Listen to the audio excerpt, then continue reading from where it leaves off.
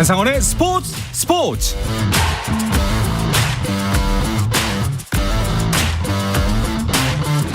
스포츠가 있는 저녁 어떠신가요? 아나운서 한상원입니다. 오늘 하루 이슈들을 살펴보는 스포츠 타임라인으로 출발합니다.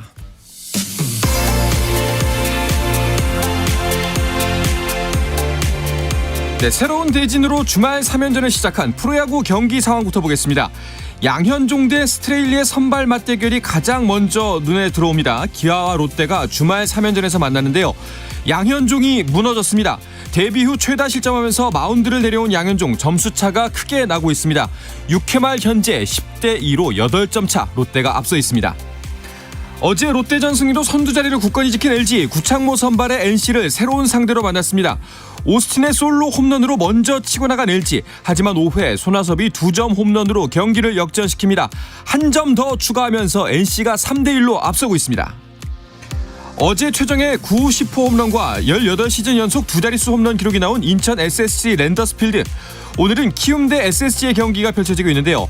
박종훈이 2실점하면서 마운드를 내려왔고요. 임준섭에 이어 고효준이 마운드에 올라가 있는 SSG입니다. 점수는 현재 7회 초 2대0으로 키움이 2점 리드하고 있습니다. 자, 그리고 갈 길 바꾼 두 팀 삼성과 한화의 경기도 볼까요?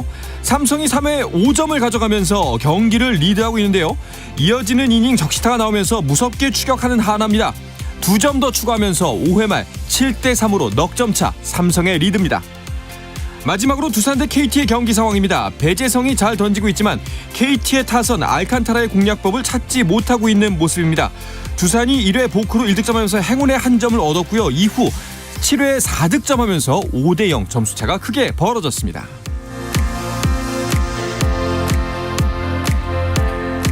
프로야구 선수협회가 지난 3월 WBC 대회 기간 도중 발생한 음주 파문에 대해 사과했습니다.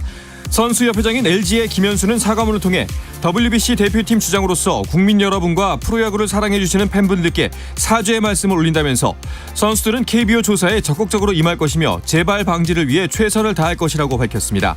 한편 음주 파문의 당사자들은 어제 김광현이 1군 엔트리에서 빠진 데 이어 두산 정철원과 NC의 이용찬도 1군에서 제외됐습니다.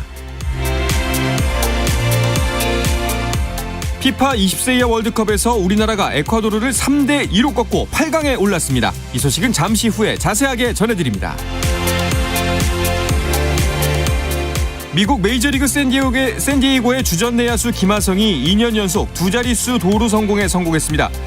김하성은 마이애미전에서 4타수 1안타 1볼넷 1도루 2득점으로 활약하며 최근 11경기 연속 출루를 이어가는 한편 시즌 10번째 도루를 성공해 12개를 기록한 지난 시즌에 이어 2년 연속 10도루 고지를 밟았습니다. 샌디에이고는 10대1로 대승했고 김하성의 시즌 타율은 2할 4푼 1리를 유지했습니다. 미국 프로농구 NBA 파이널이 시작됐습니다. 1차전에서 덴버 너기츠가 마이애미 히트를 104대 93으로 이기고 기선제압에 성공했는데요. 요키치는 27득점, 14어시스트, 10리바운드로 트리플 더블을 달성하며 팀 승리를 이끌었습니다.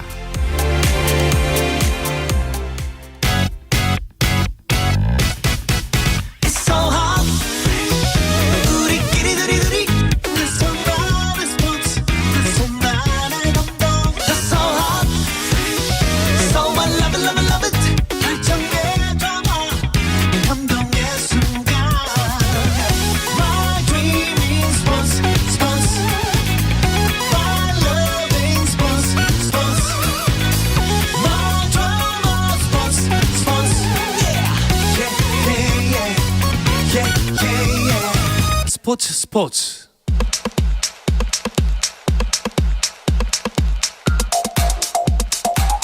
금요일 저녁 축구 이야기, 축구장 가는 길 시작하겠습니다. 서우정 축구 전문 기자, 축구 전문 매체 히든K의 류청 기자와 함께합니다. 두 분 어서 오십시오. 안녕하세요. 안녕하세요. 반갑습니다. 두 분은 지금 벌써 하루가 굉장히 길게 느껴지시겠어요? 일찍 일어나셨죠? 네, 저는 새벽 5시 50분에 알람 맞춰서 용케 일어나가지고 네. 6시부터 중계를 지켜봤습니다. 어떠셨어요, 류청 기자는? 일단 축구 경기는 전 세계에서 한다는 거를 네. 매일매일 느끼고 있고요. 네. 원래 인도네시아에 있으면 이런 시간에 일어나지 않아도 됐을 텐데. 그렇죠. 네, 네. 12시간 차이 나는 아르헨티나로 갔기 때문에 네, 아주 긴 하루를 보내고 있습니다. 그렇습니다. 좀 힘드시겠지만 그래도 오늘 정말 이 축구 경기 덕분에 많은 분들이 힘차게 즐겁게 하루 시작하셨을 겁니다. 우리나라가 8강에 진출했습니다. 네. 조에서 2위로 16강에 올랐는데요. 그러면서 이제 에콰도르를 16강에 상대를 했던 김원중호입니다. 굉장히 생각보다는 쉽게 경기를 풀어나간 것 같아요. 네. 먼저 또 2골 넣었고 상대가 쫓아왔지만은 또 후반 초반에 도망가면서 마지막에 실점하면서 3대2 승리로 끝났고 20세 이하 월드컵 8강에 진출하면서 지난 대회 준우승에 이어서 다시 한번 또 좋은 성적을 일단 확보를 했습니다. 네. 정말 잘하더라고요. 기분이 참 좋았습니다. 자, 기분 좋은 장면들 많았으니까요. 경기를 처음부터 복귀해 보도록 하겠습니다. 우리가 선제골이 빨리 나왔어요. 이렇게 빨리 나올 줄은 몰랐고요. 네. 아마 조금 늦게 일어나신 분들은 깜짝 놀랐을 겁니다. 전반 2분 만에 이영준 선수가 골을 넣었는데요. 배준호 선수가 왼쪽 측면에서 오른쪽으로 들어가는 이영준 선수에게 크게 공을 넘겨줬거든요. 네. 근데 이영준 선수가 이제 190cm의 장신 공격수인데 오른쪽 가슴으로 공을 떨어뜨린 다음에 너무나 가볍게 발리슛을 날렸는데 이게 반대쪽 골대에 가서 꽂혔습니다. 네. 사실 뭐 게임에서 볼 수 있을 정도로 깔끔한 공격이었고요. 어쨌든 전반 2분 만에 골을 터뜨리면서 에콰도르를 급하게 만들었습니다. 맞습니다. 깔끔하다는 표현이 정말 적확한 표현인 것 같습니다. 어디서는 또 2002년도 박지성 선수의 골이 생각난다. 그런 말들도 많이 나오더라고요. 사실 에콰도르전을 앞두고 이제 박승호 선수가 발목 부상으로 전력에서 이탈하면서 이제 공격진에 이영준 선수밖에 남은 사람이 없다. 좀 불안하다라는 얘기를 했는데 이런 걱정과 기우를 말끔히 날려버렸죠. 네, 이번 대회에 김은중 감독이 2명의 스트라이커를 데려갔습니다. 이영준 선수 그리고 얘기해 주신 박승호 선수인데 박승호 선수는 온두라스와의 조별리그 2차전에서 득점을 하고 나서 얼마 지나지 않아 이제 상대 선수 반칙으로 인해 가지고 발목이 골절되는 큰 네. 부상을 입었어요. 지금 한국으로 돌아와서도 한 6개월 가량 수술하고 재활을 해야 되는 상황인데 그렇게 되면서 공격수는 이영준 선수밖에 남지 않았고요. 사실 아시아 대회 때는 이영준 선수 외에 지금 고려대 소속의 성진영 선수가 함께 또 공격 쪽에서 역할을 해줬는데 이 성진영 선수도 아시안컵 다녀오고 나서 팔을 다쳐버리는 바람에 그 부상 여파로 해서 이번 대회를 가지 못했거든요. 지금 이영준 선수 홀로 남아서 그 무거운 좀 중압감, 책임감을 안고 뛰고 있는데 정말 오늘 좋은 역할을 해줬습니다. 그렇습니다.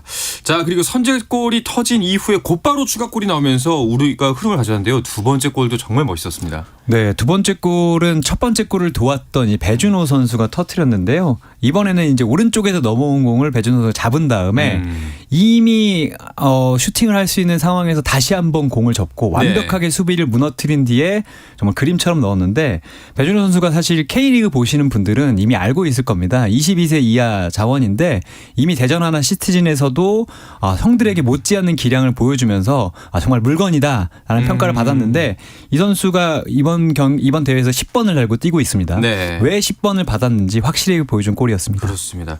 배준호 선수의 이번 활약을 반가워하는 분들 참 많았을 거예요. 네. 김은중호 출범 이후에 이 팀의 에이스가 누구냐라는 얘기를 들으면 보통 이제 배준호, 강성진 이 선수들을 많이 언급을 했는데 배준호 선수가 안타깝게 대회 직전에 허벅지 안쪽 근육 내전근을 다쳐가지고 네. 프랑스와 1차전 아예 결장을 했고요. 온두라스 그리고 감비아와의 경기 때는 조금씩 이제 출전 시간 올리면서 토너먼트에 대한 준비를 했습니다. 김은중 감독이 그런 믿음이 이번 에콰도르와의 16강전에서 결과로 나왔고요. 배준호 선수도 끝나고 나서 인터뷰를 보니까 김은중 감독님의 믿음에 보답하기 위해 정말 노력을 했고 또 소속팀 대전의 이민성 감독님이 거기까지 가서 그럼 못하면 어떡하냐라고 혼을 내서 정신을 좀 바짝 차리고 했다 그런 얘기를 했는데 결국 김은중호의 에이스가 가장 중요한 순간 또 깨어났습니다. 그렇습니다. 정말 본인이 갖고 있었던 그 심적 부담감을 말끔히 날려버리는 것 같았어요.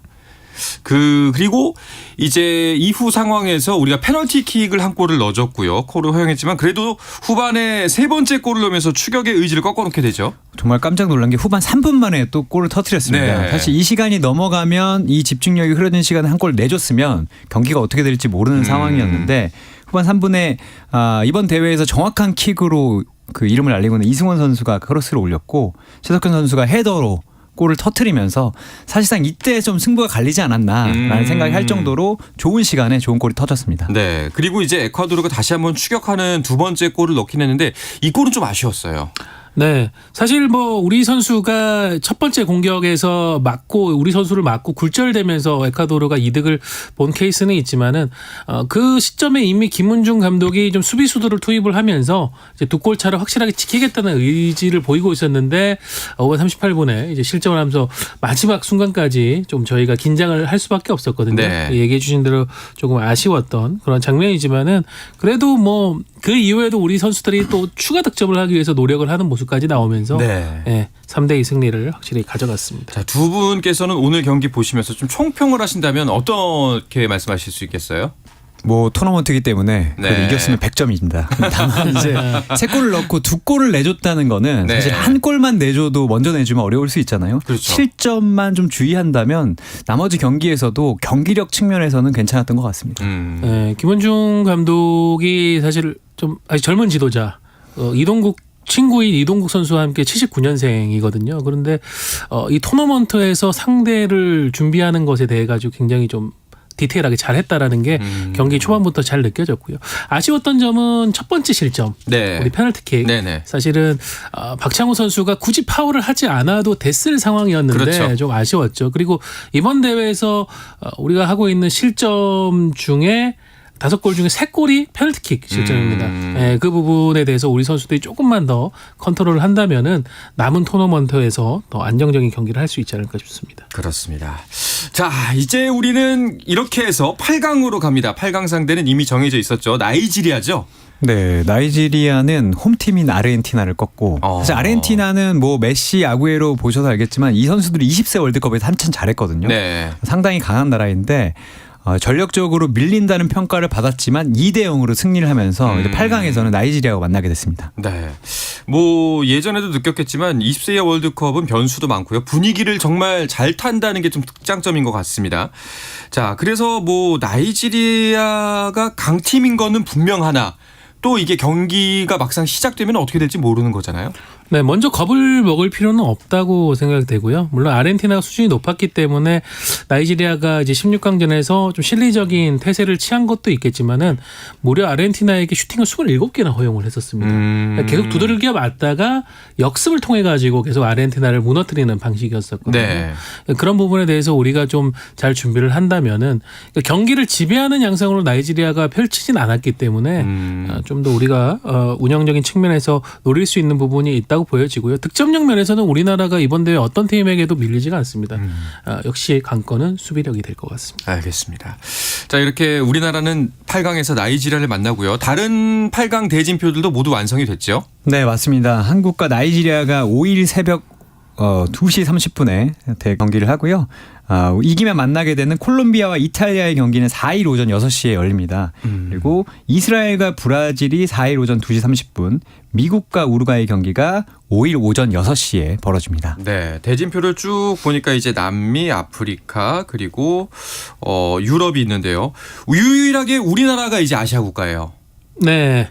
우즈베키스탄도 16강에 올랐지만은 패하면서 이제 먼저 돌아가게 됐고, 일본 같은 경우에는 조별리그에서 첫 경기에서 승리를 거두면서 순항을 하나 싶었지만은 이후 2경기에서 패하면서 네. 16강에 오르질 못했죠. 그러면서 지금 한국만이 이제 8강에 올라와 있고, 전체적으로 이번 대회 구도를 보면 역시 남미에서 열리는 대회답게 남미 팀이 지금 3팀이 올라와 있고, 아프리카에서는 지금 나이지리아와 이스라엘.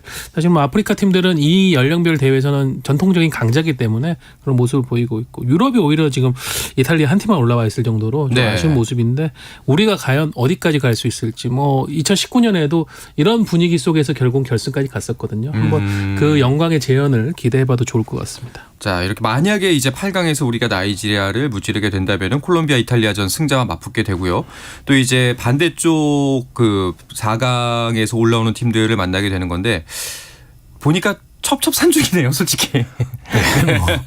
뭐 콜롬비아와 이탈리아 네. 중에 누굴 만나도 좀 어려울 거고요. 사실 최근에 잉글랜드의 20세 이하 대표팀이 상당히 강한데 네. 이탈리아가 이제 잉글랜드를 이기고 올라왔기 때문에 조금 쉽지 않을 거라는 생각도 들고, 말씀은 드렸듯이 콜롬비아가 또 남미에서 하는 대회이기 때문에 이걸 또 꺾기도 쉽지 않아 보입니다. 그리고 넘어가서 브라질을 만난다고 해도 우리가 월드컵에서 한번 크게 혼났잖아요. 그렇죠. 갚아줬으면 하는 마음도 있지만 제발 만나지 않았으면 하는 마음도 있습니다. 자, 일단은 눈앞에 있는 8강전부터 승리하는 걸로 하고 우리는 계속해서 열심히 응원하도록 하겠습니다. 자, A 대표팀도 좀 살펴볼게요. 곧 6월 A매치 출전 명단이 나옵니다. 네, 이제 크리스만 감독이 미국에서의 휴가를 마치고 한국으로 들어오고요. 다음 주 월요일이죠. 6월 5일에 이제 대표팀 명단을 발표하기로 했는데요.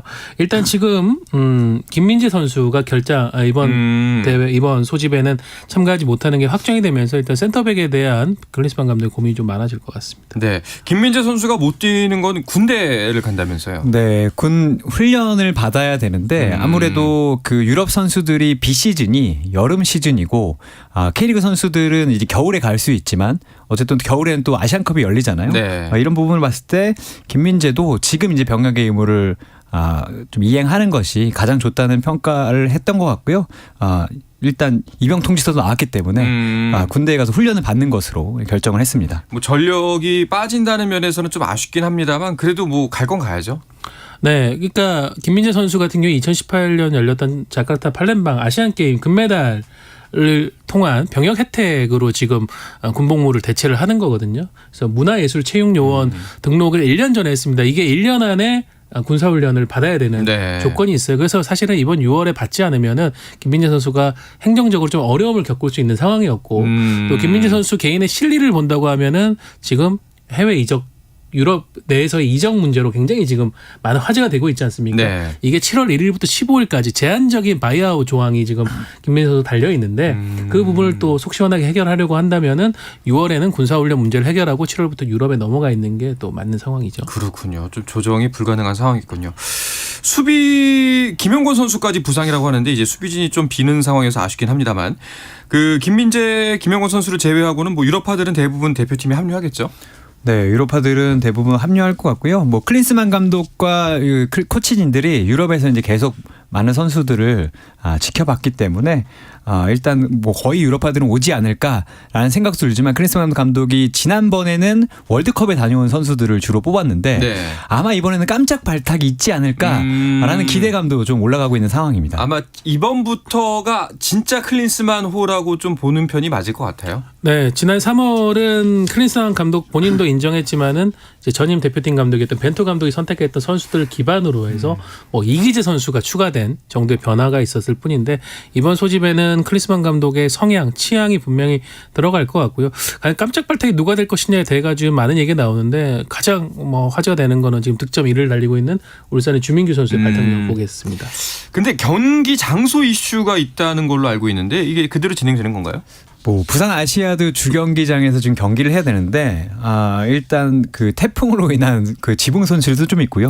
드림 콘서트 개최로 인해서 잔디 상태가 안 좋은 게 아니냐라는 얘기가 있었는데 일단 KFA에서는 대한축구협회에서는 잔디 상태가 괜찮다. 네. 아직까지는 뭐 정상 개최로 가는 분위기입니다. 알겠습니다.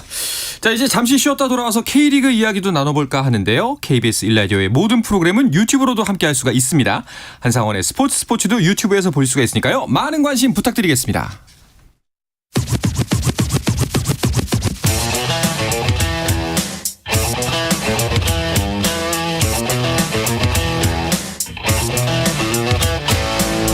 짜릿함이 살아있는 시간 한상원의 스포츠 금요일 저녁 축구 이야기 축구장 가는 길 듣고 계십니다. 축구 전문 매체 히든K의 류청 기자, 서우정 축구 전문 기자와 함께하고 있습니다. 자, K리그로 돌아와 보겠습니다. 전북 이야기가 나왔습니다. 신인 사령탑과 관련해서 구체적인 이름이 나왔는데요. 확정이라고 봐도 되는 상황인가요? 네, 구단의 공식적인 발표는 아니지만요. 여러 정황상 구단에서도 이제 인정을 하고 있습니다. 행정적 절차가 남아 있는데요. 일단 주인공을 알려드리면은 루마니아 국가대표 출신의 선수 그리고 또 지도자로서 많은 커리어를 쌓고 있는 단 페트레스쿠 감독입니다. 지금 김상식 감독이 자진사임하고 한 달여가 지난 상황, 김두현 감독 대행 체제로 계속 오고 있었던 전북이었었는데요. 이제 박지성 테크니컬 디렉터를 중심으로 외국인 감독을 물색을 해왔고 여러 후보와 접촉한 끝에 페트레스쿠 감독과의 합의에 도달했고요. 이제는 취업 비자를 비롯한 여러 행정 절차를 지금 남겨놓고 있는 상황이라고 합니다. 네, 루마니아 출신 페트레스쿠 감독 어떤 지도자인지 좀 더 소개를 해주시죠. 일단 선수 시절은 상당히 화려했습니다. 풀백이었었고요. 뭐 첼시에서도 뛰었었고 이탈리아 제노바에서도 뛰었습니다. 2003년부터 이제 지도자를 했는데 일단 러시아 클럽에서 주로 활약했지만 아시아에서도 상당히 큰 활약을 했습니다. 알 아라비 근데 카타르에 있는 클럽이고요. 장수 스닝 중국에서 있었던 팀이고 아랍에미리트 알 나스르도 있었는데 제가 이제 중국에 있을 때 이분을 취재한 경험이 있는데 네. 상당히 좋은 지도자지만 상당히 다혈질입니다. 상당히 다혈질이라서 그때 봤던 분들 중에 몇 분은 이 K리그에 없는 유형의 감독이 왔다. 그래요? 지도력도 기대가 되지만 이 테크니컬 에어리어에서 상당히 과격한 움직임을 보여주고 다혈질적인 측면이 있는데 이게 리그와 맞을지 좀 궁금하다 이런 분들도 있었습니다. 본인이 원하는 게 되지 않으면 구단주에게도 과감하게 또 항의를 하고 항명을 하는 그런 과거의 일도 있었죠. 사실 전북이 약간 충격요법이 필요한 상황인 건 맞아요. 그렇죠. 지금 양강 구도는 깨졌고요. 네. 울산은 예상대로 1위를 달리고 있는데 지금 승점 38점으로 18점인 전북과 무려 20점 차이가 납니다. 이미 전북이 올해 어떤 충격을 요법을 줘도 우승에 도전하기에는 이미 타이밍이 늦었다라는 얘기도 있고 그런 차원에서 조금 팀을 재정비하고 다시 일으켜 세울 수 있는 그런 지도자를 찾았던 것 같고요. 처음에는 이제 국내 지도자에 대한 얘기도 나왔습니다만은 네. 전체적으로 뭐 선수단 분위기도 그렇고 높은 레벨의 어떤 지도자가 한 번은 와서 전북을 이끌어야 되지 않겠느냐는 그런 분위기가 잡혔던 것 같아요. 그렇게 되면서 박지성 디렉터 그리고 또 어드바이저를 맡고 있죠. 디마테오 어드바이저. 공교롭게 또 디마테오 어드바이저가 첼시에서 선수로 활약할 때 이 페트레스코 감독하고 같은 네, 선수 생활을 했었습니다. 그런 인연이 있기 때문에 디마테오 어드바이저의 추천이 있었던 게 아니냐는 추측이 가장 많은 상황이고요. 네. 네, 그래서 일단은 전북은 페트레스코 감독에게 동행할 수 있는 코치들의 권한도 많이 주고 전체적으로 팀 시스템도 재정비할 수 있는 그런 상황까지 한번 만들어 보겠다는 계획입니다. 네. 자, 현재 그 20점 차이라고 했는데 전북이 7위입니다. 그 순위표를 전체적으로 한번 살펴보고 가겠습니다. 네. 선두 울산은 얘기해드린 데 38점으로 앞서 있고요. 2위권과도 10점 차 이상이 납니다. 서울, 제주, 포항이 나란히 27점인데 울산과는 11점 차죠. 그 뒤 5위 대전이고요. 6위 대구입니다. 전북은 7위에 랭크돼 있고요. 8위가 광주, 9위가 수원FC, 10위가 인천 유나이티드고요. 지금 현재 강등권이라고 할 수 있는 11위와 12위에는 강원FC와 수원삼성이 있습니다. 네. 사실 전북이 7위라는 게 굉장히 생소한 순위긴 합니다. 그런데 이번 주 다가오는 주말의 대진 상대가 바로 그 숙적 울산입니다. 어떻게 경기 펼쳐질까요?